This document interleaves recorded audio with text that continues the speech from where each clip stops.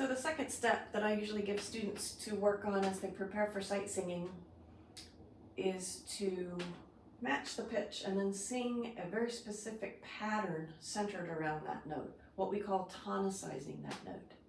So if you can play a note and reliably sing it back and match it, you're ready for this step.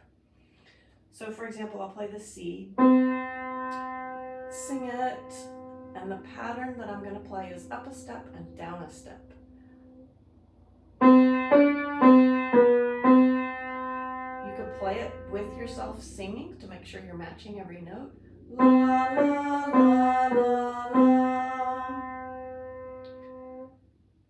You can also say letter names if it helps you remember the scale as you're jumping around to different keys. C, D, C, B, C. Or also with solfege syllables if you prefer those. They're a little bit easier to sing than the letters. Now, the trick is that you can jump around to any given note, but still sing the same pattern as if you're in that new scale. So I've jumped to F.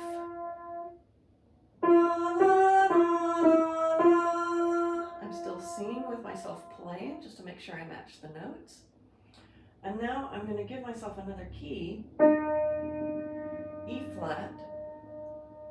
Even if you don't know this scale, you might still be able to match what this pattern sounds like. La, la, la, la, la. And that's a good exercise to use as a teacher. You can jump around to any given note and you're seeing whether the student really hears what the pattern is with the new tonic. So again, we're going up a step in the major scale, and we're going down a step from the tonic in the major scale. So again, as a teacher, what you'll want to do is give the note to the student, have them sing it, and then even as preparation for sight singing, you can point to the next note and point back down to the tonic and continue pointing.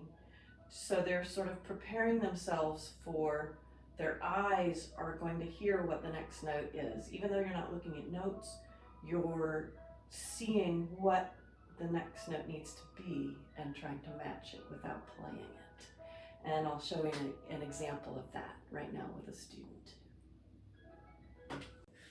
So you're going to match the pitch that I give you, and then you know what to do. What note is this? C. Sing it again.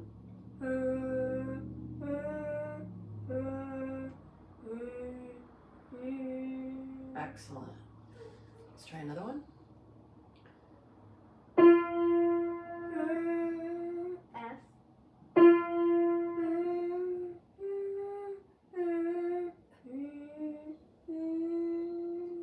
Oh, you realize you didn't quite get up to F at the end, right? So you had jumped down too far here. You sang the D and then you scooped up to F because you remembered the note you sang first. Let's do this one again.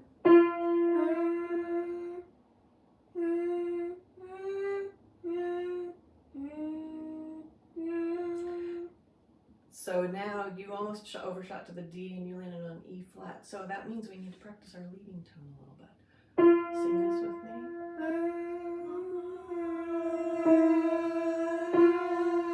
Exactly, by yourself. Okay, let's do the pattern together again.